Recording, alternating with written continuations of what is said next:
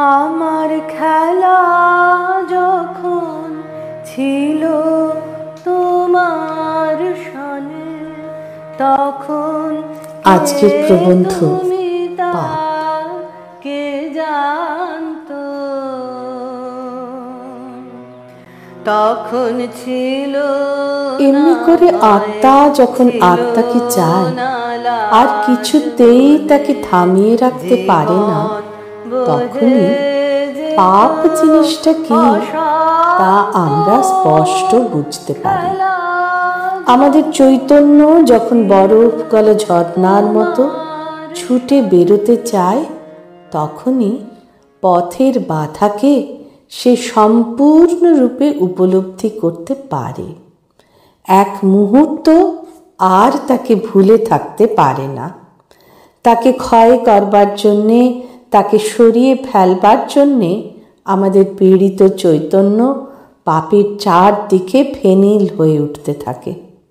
বস্তুত আমাদের চিত্ত যখন চলতে থাকে, তখন সে তার গতির সংঘাতে ছোট নুড়িটিকেও অনুভব করে, কিছুই তার আর অগোচর থাকে না। তার পূর্বে পাপ পুণ্যকে আমরা সামাজিক ভালো মন্দ, সুবিধা অসুবিধার জিনিস বলেই জানি। চরিত্রকে এমন করে গড়ি যাতে লোক সমাজের উপযুক্ত হই, যাতে ভদ্রতার আদর্শ রক্ষা হয়। সেইটুকুতে কৃতকার্য হলেই আমাদের মনে আর কোনো সংকোচ থাকে না। আমরা মনে করি চরিত্র নীতির যে উপযোগিতা তা আমার দ্বারা সিদ্ধ হলো। এমন সময় একদিন যখন আত্মা জেগে ওঠে, জগতের মধ্যে সে আত্মাকে খোঁজে, তখন সে দেখতে পায় যে শুধু ভদ্রতার কাজ নয়, শুধু সমাজ রক্ষা করা নয়, প্রয়োজন আরও বড়, বাধা আরও গভীর। উপর থেকে কেটে কুটে রাস্তা সাফ করে দিয়েছি, সংসারের পথে কোনো বাধা দিচ্ছে না, কারোর চোখে পড়ছে না, কিন্তু শিকড়গুলো সমস্তই ভিতরে রয়ে গেছে। তারা পরস্পরের ভিতরে ভিতরে জড়াজড়ি করে একেবারে জাল বুনে রেখেছে। আধ্যাত্মিক চাষাবাদে সেখানে পদে পদে ঠেকে যেতে হয়। অতি ক্ষুদ্র অতি সূক্ষ্ম শিকড়টিও জড়িয়ে ধরে, আবরণ রচনা করে। তখন পূর্বে যে পাপটি চোখে পড়েনি তাকেও দেখতে পাই, এবং পাপ জিনিসটা আমাদের পরম সার্থকতার পথে যে কীরকম বাধা তাও বুঝতে পারি। তখন মানুষের দিকে না তাকিয়ে, কোনো সামাজিক প্রয়োজনের দিকে না তাকিয়ে, পাপকে কেবল পাপ বলেই সমস্ত অন্তঃকরণের সঙ্গে ঠেলা দিতে থাকি। তাকে সহ্য করা অসম্ভব হয়ে ওঠে। সে যে চরম মিলনের পরম প্রেমের পথ দল বল নিয়ে জুড়ে বসে আছে, তার সম্বন্ধে অন্যকে বা নিজেকে ফাঁকি দেওয়া আর চলে না। লোকের কাছে ভালো হয়ে আর কোনো সুখ নেই।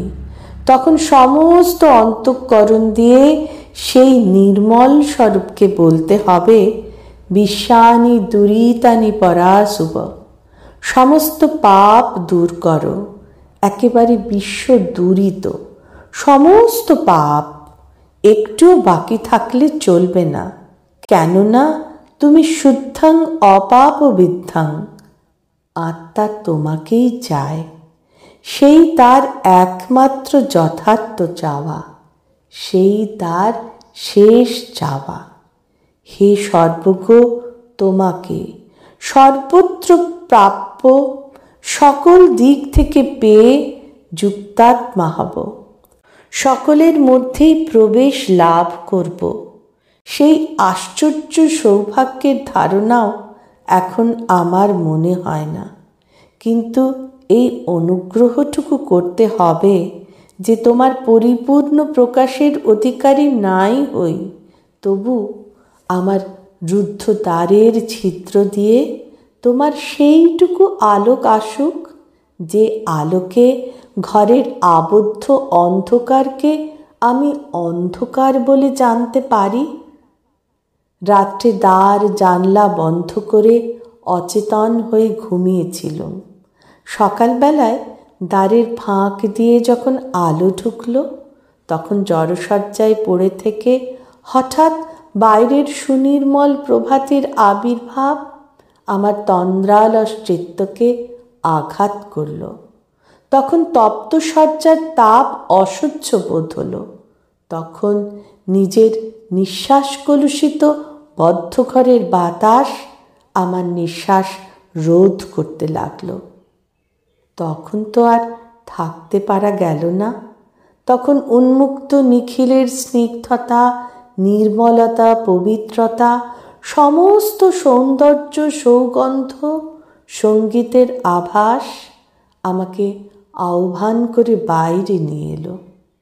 তুমি তেমনি করে আমার আবরণের কোনো দুই একটা ছিদ্রের ভিতর দিয়ে তোমার আলোকের দূতকে, তোমার মুক্তির বার্তাবহকে প্রেরণ করো।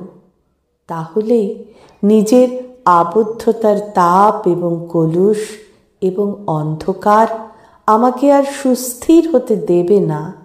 আরামের শয্যা আমাকে দগ্ধ করতে থাকবে। তখন বলতেই হবে, যে নাহং নামৃতঃ সাম কি মহং তেন কুচ্চাম।